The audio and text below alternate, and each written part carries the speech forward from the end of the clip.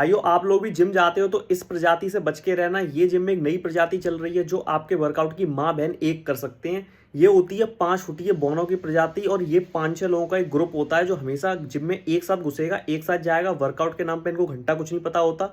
ये बस जिम में सबसे तगड़ा बंदा है उसके वर्कआउट को कॉपी करते हैं, और ये लोग बस इनका काम होता है कि तुम्हें नज़र लगाना। ये तुम लोगों के वर्कआउट को ऐसी नज़र लगाएंगे कि तुम्हारी माँ बहन एक कर देंगे, गोभी खोद देंगे तुम्हारी। जैसा मेरे साथ होते होते बच्चा अच्छा खासा वर्कआउट कर रहा था, सालों ने ऐसी नज़र लगाई कि डंबल गिरते गिरते बचा छोटी उंगली पे।